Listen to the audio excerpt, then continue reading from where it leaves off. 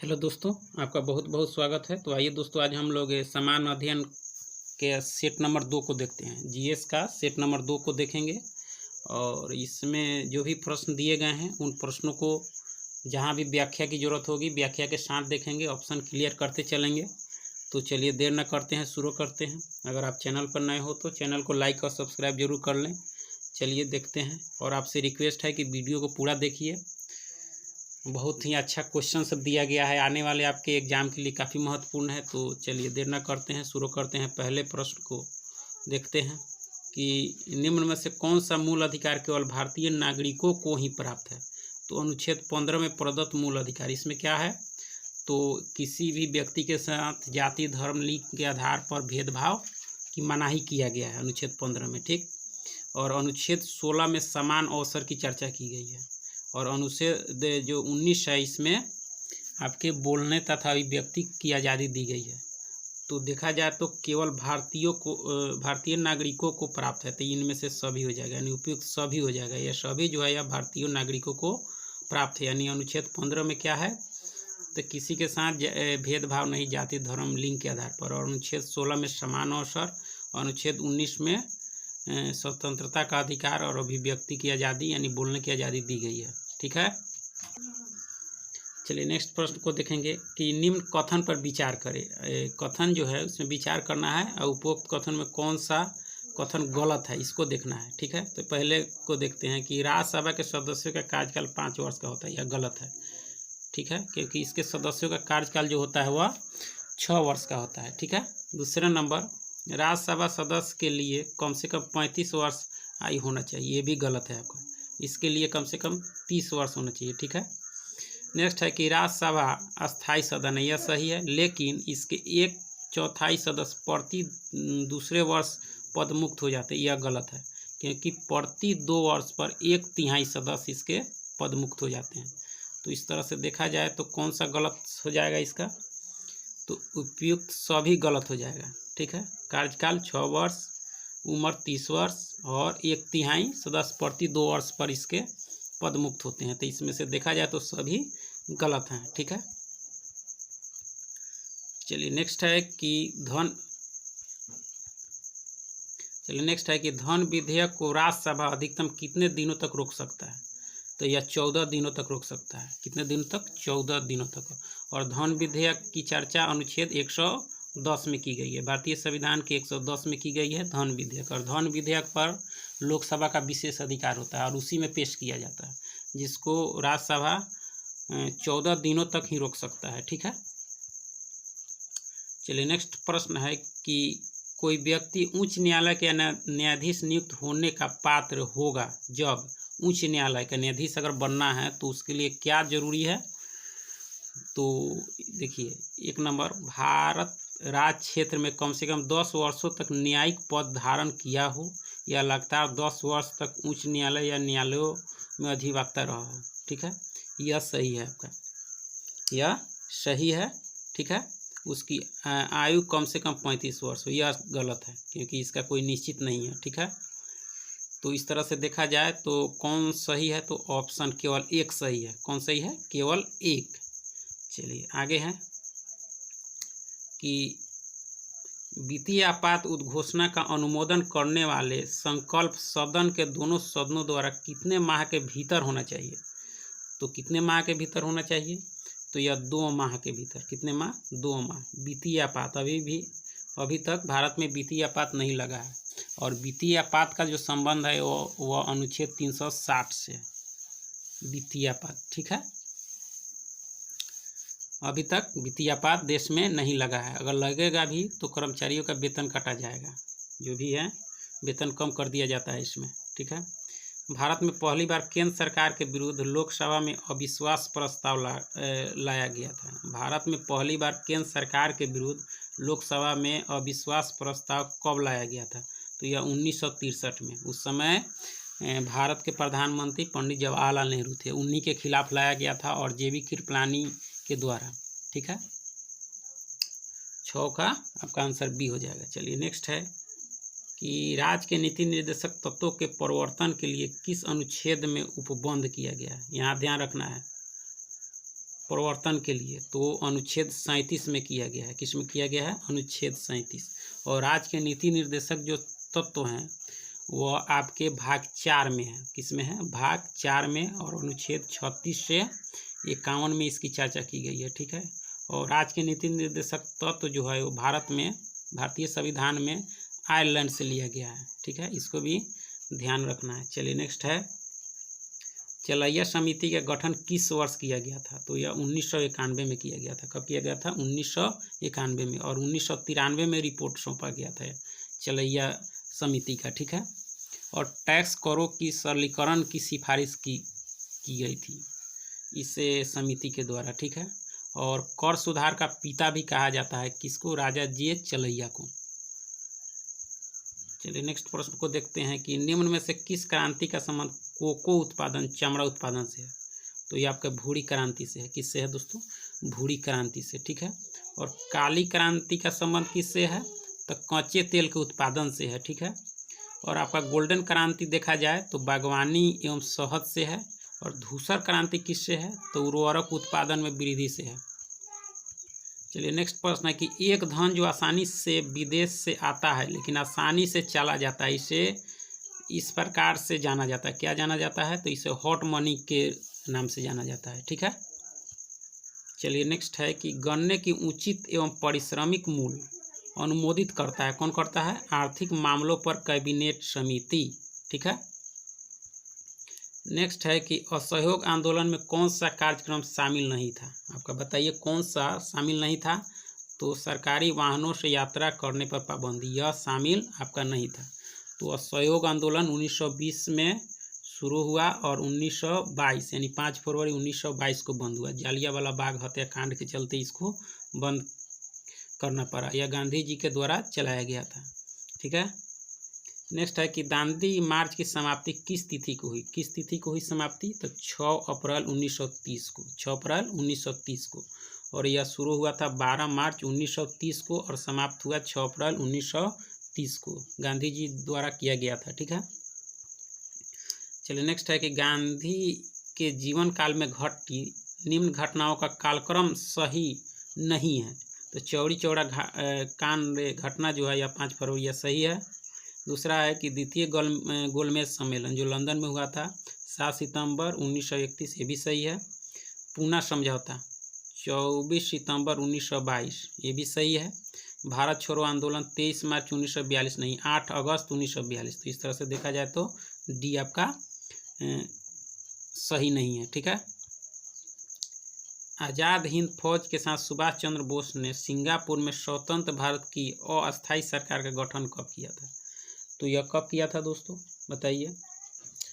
तो यह किया था आपके 21 अक्टूबर 1943 को। 21 अक्टूबर 1943 को। चलिए नेक्स्ट है, सती प्रथा का उन्मूलन किया गया कब? 1829 के नियम 17 के द्वारा। ठीक है।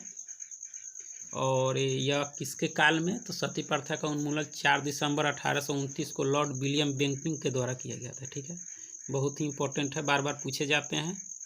नेक्स्ट है कि बहावियों के विद्रोह को कुचलने का श्रेय किस गवर्नर जनरल को जाता है? बहावियों, तो लॉर्ड एल्गिन प्रथम को जाता है। ठीक है। चलिए 17 नंबर 18 नंबर प्रश्न को देखते हैं। त्रिपक्षीय संघर्ष में निम्न में से कौन राजवंश शामिल नहीं था? बताइए कौन नहीं था? तो आपका पल्लव नहीं था, पाल था, राष्ट्रकूट था, प्रतिहार था, या जो 9वीं शताब्दी में हुआ था। ठीक है। और इसमें नहीं था, तो पल्लव नहीं था। ठीक है। सिंधु घाटी सभ्यता के अंतर्गत शवों को दफनाने के अवशेष मिले हैं। इसमें शवों के सिर किस दिशा में रखे जाते थे? तो यह उत्तर दिशा में। ठीक है। किस दिशा में? उत्तर दिशा में। चलिए नेक्स्ट है कि किस बौद्ध संगीति में बौद्ध धर्म के 2 संप्रदायों में विभाजित हो गया? ठीक है। तो यह चतुर्थ में।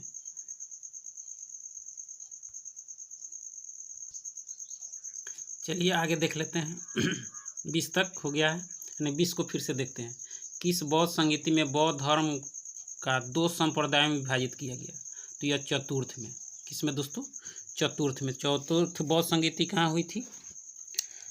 तो यह जो हुई थी आपके कहाँ हुई थी? कुंडल वन में, ठीक है, यानी कश्मीर में है। कुंडल वन कहाँ है दोस्तों? कश्मीर में। और उस समय किसके शासनकाल में? तो कनिष्क के शासनकाल में, ठीक है। अध्यक्ष वसुमित्र थे, ठीक है।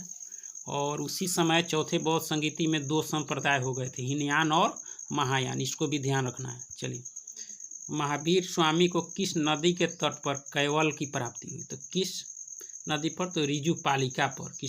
किस पर दोस्तों? ऋजुपालिका पर, यानी ज्ञान की प्राप्ति।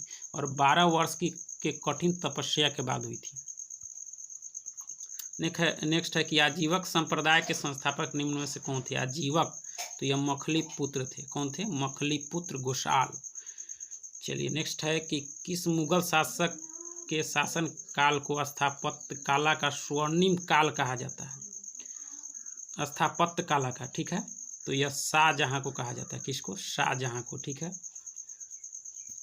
स्थापत्य कला का, इसको भी ध्यान रखना है, बहुत ही इंपॉर्टेंट है, बार बार पूछे जाते हैं, ठीक है। कौन से प्रश्न आपके? स्वर्णिम स्थापत्य कला का स्वर्णिम काल, तो शाहजहां के समय। और जहांगीर के समय जो था वह चित्रकारी चरम सीमा पर था, चित्रकारी के लिए जाना जाता है। चलिए, नेक्स्ट है कि मुगल काल में मुहतसिब कौन था? मुहतसिब कौन था मुगल काल में? तो यह जो था आपका आचरण अधिकारी था। कौन था? आचरण अधिकारी, ठीक है। और मीरबख्शी सेना अधिकारी होता था। मीरबख्शी जो होता था वह सेना अधिकारी होता था। चलिए, आगे है कि दीवान ए अर्ज किस विभाग से संबंधित है? दीवान ए अर्ज, तो आपका यह सैन्य विभाग से था। किससे था दोस्तों? सैन्य विभाग से। दीवान ए अर्ज, जिसकी स्थापना बलबन के द्वारा की गई थी। किसके द्वारा? बलबन के द्वारा, इसको भी ध्यान रखना है। नेक्स्ट है कि बसावन एवं दसवंत किस शासक के दरबारी चित्रकार थे? तो यह जो थे आपके अकबर के थे। कौन थे? कि किसके समय? अकबर के समय थे बसावन और दसवंत, ठीक। और हुमायूं के समय कौन थे? तो मीर सैयद अली थे। मीर सैयद अली थे, ठीक है। और आपका जहांगीर के समय तो चित्रकारी के लिए ही जाना जाता है, ठीक है। उस समय बिशन दास, उस्ताद मंसूरी, अबुल हसन, मनोहर, फारूक बेग, दौलत बेग, ये सब जो थे वह जहांगीर के समय थे। और शाहजहां के समय जो थे वह मोहम्मद फ़कीर, मोहम्मद हाशिम, ये सब चित्रकार थे मुगल काल में, ठीक है। नेक्स्ट है कि निम्नलिखित कौन सुमेलित नहीं है? तो नरोड़ा उत्तर प्रदेश, ठीक है। कुडनकुलम यह गलत है क्योंकि यह तमिलनाडु में है। काकड़ापाड़ा गुजरात यह सही है। तारापुर महाराष्ट्र यह सही है, यानी ऑप्शन बी जो है आपका गलत है क्योंकि कुडनकुलम तमिलनाडु में है।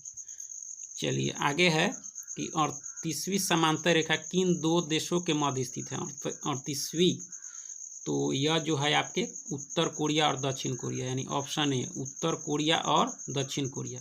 और उत्तरी वियतनाम एवं दक्षिणी वियतनाम जो है वह 17वीं समांतर रेखा, ठीक है। अमेरिका और कनाडा 49वीं समांतर रेखा। और मैगिनॉट के द्वारा जर्मनी और फ्रांस, मैगिनॉट जर्मनी और फ्रांस, ठीक है। नेक्स्ट है कि निम्न में से कौन सा एक अच्छे ईंधन का गुण नहीं है? अच्छे ईंधन का गुण इसमें से कौन नहीं है? तो जलने पर ज़्यादा से ज़्यादा अवशिष्ट एवं हानिकारक गैसों उत्सर्जित होना चाहिए, यह आपका सही नहीं है, ठीक है। ऑप्शन बी जो है इसके सही उत्तर होंगे। चलिए, आगे है कि सूची ए को सूची 2 से सुमेलित कीजिए, ठीक है। तो विटामिन B7, तो इससे बालों का झड़ना होता है, ठीक है, बाल झड़ते हैं। विटामिन B12, इससे क्या होता है? तो पर्णाशी और रक्तता होना, ठीक है। विटामिन E बाझपन उत्पन्न होना। और के रक्त के थक्के जमने में, ठीक है। इस तरह से आप लोग मिलान कर सकते हैं। इस तरह से देखा जाए तो ऑप्शन ए इसके सही उत्तर हैं। चलिए, तारों के मध्य दूरी ज्ञात करने की इकाई है। तारों के मध्य, तो यह जो है आपके क्या है? गैलेक्टिक इकाई है, ठीक है। और प्रकाश वर्ष क्या है? इसमें कंफ्यूज नहीं होना है। तो यह जो है यह दूरी का एक बहुत बड़ा मात्रक है, यानी दूरी मापने की सबसे बड़ी इकाई है, ठीक है। निम्नलिखित में से कौन सा रोग पुरुषों की तुलना में महिलाओं में बहुत कम होता है? तो वर्णांधता, यानी यह जो होता है वह सबसे कम होता है, यानी इसको कलर विजन कहते हैं हम लोग, जिसमें लाल और हरा में अंतर नहीं हो पाता है। यह एक जेनेटिक्स रोग है, ठीक है। चलिए आगे है, हीमोग्लोबिन लाल रक्त कोशिकाओं के अंदर का एक प्रोटीन है और यह निम्न में से किसका वहन करता है? तो यह ऑक्सीजन का करता है। किसका करता है? ऑक्सीजन का। चलिए नेक्स्ट है कि किसी पदार्थ को एक अवस्था से दूसरे अवस्था में बिना तापमान के बदलाव के परिवर्तन होने के लिए आवश्यक ऊष्मा की मात्रा क्या कहलाती है? तो यह गुप्त ऊष्मा कहलाती है। क्या कहलाती है? गुप्त ऊष्मा। चलिए नेक्स्ट है कि निम्नलिखित कोशिका अंगों में से किसमें न्यूक्लिक अम्ल नहीं पाया जाता है? किसमें नहीं पाया जाता है? तो जीव द्रव में। किसमें? जीव द्रव में आपका नहीं पाया जाता है। चलिए नेक्स्ट है कि निम्न में से कौन सा विटामिन ए का अच्छा स्रोत है? तो ए का तो सबसे अच्छा स्रोत गाजर होता है, लेकिन आपको यहाँ ऑप्शन के अनुसार देखने हैं, ठीक है। तो जंतुओं के यकृत एवं गुर्दे, ठीक है, यह आपका अच्छा स्रोत नहीं है। बाकी सब जो है अच्छा स्रोत है। आम भी विटामिन ए का अच्छा स्रोत है, पालक भी है। चलिए आगे है, मिलान करने हैं आपको। चलिए मिलान करते हैं, देखते हैं। तो प्रतिरोध का ओम होता है, विद्युत वाहक का एम्पियर, बल का न्यूटन और पावर का वाट। इस तरह से आप लोग मिलान कर सकते हैं 37 को, ठीक है। चलिए आगे है कि धातुओं में सबसे कम घनत्व वाला तत्व कौन सा है? तो लिथियम है। कौन सा है दोस्तों? लिथियम। चलिए चैनल को सब्सक्राइब लाइक जरूर कीजिएगा। प्राकृतिक रबर के बारे में निम्न में से कौन सा कथन सही है? आपको बताने हैं कि कौन से इसमें से सही है। तो यह एक प्राकृतिक बहुलक है और इसमें लोचदार गुण होता है, यह सही है आपका, ठीक है। चलिए नेक्स्ट है कि किसी तत्व का रासायनिक गुण निम्न में से कौन तय करता है? कौन तय करता है? तो इलेक्ट्रॉन की संख्या। चलिए आगे है कि देवप्रयाग किन नदियों के संगम पर स्थित है? देवप्रयाग, तो भागीरथी और अलकनंदा, यानी ऑप्शन ए इसके सही उत्तर हैं। चलिए आगे है, निम्नलिखित में से किस राज्य में कर्क रेखा बीचों बीच, बीचों बीच, तो मध्य प्रदेश, ठीक है। बीचों बीच यानी मध्य में, तो इस तरह से याद रख सकते हैं, मध्य प्रदेश, ठीक है। निम्नलिखित में से कहाँ सर्वाधिक जैव विविधता पाई जाती है? तो उष्णकटिबंधीय वर्षा वन में, ठीक। चलिए आगे है कि सुमेलित नहीं है, तो बांधवगढ़ एमपी यह सही है। बांदीपुर राष्ट्रीय उद्यान कर्नाटक, ये भी सही है। सिम्पलीपाल ये उड़ीसा, ये भी सही है। रोहिला जो है यह गलत है, क्योंकि यह हिमाचल प्रदेश में है, ठीक है। बी गलत है आपके। नेक्स्ट है कि कौन शीत महासागरीय जलधारा नहीं है?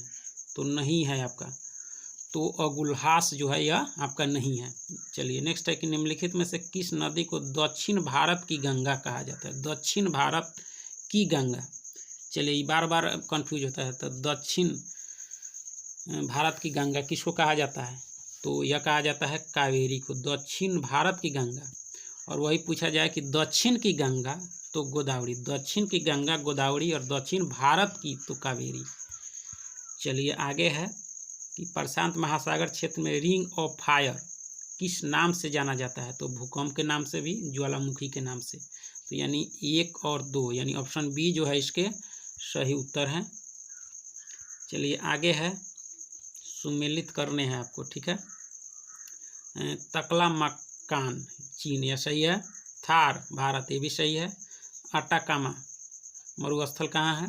तो यह चिली में है, अभी चर्चा में रहा है, ठीक है। और गिब्सन जो है अफ्रीका में नहीं है। गिब्सन कहाँ है? तो ऑस्ट्रेलिया में है, ठीक है। ऑस्ट्रेलिया में है गिब्सन। चलिए आगे है, 49 नंबर प्रश्न को देख लेते हैं कि प्रतिरोधात्मक या घर्षणात्मक बेरोजगारी है, कौन सी है इसमें से? तो व्यवसाय रोजगार परिवर्तन की प्रक्रिया के दौर व्यक्ति का कुछ समय के लिए बेरोजगार हो जाना, यही सही है आपका। चलिए आगे है कि न्यूनतम समर्थन मूल्य के बारे में निम्नलिखित कथनों पर विचार करना है आपको और सही उत्तर चुनने हैं। आपको बताइए इसमें से कौन सा होगा? तो 1 और 2, यानी ऑप्शन सी जो है इसके सही उत्तर है। चलिए बहुत बहुत धन्यवाद। अगर अच्छा लगा हो तो सब्सक्राइब लाइक ज़रूर कीजिएगा। इस तरह का आपको आगे भी वीडियो आता रहेगा। चलिए बहुत बहुत धन्यवाद।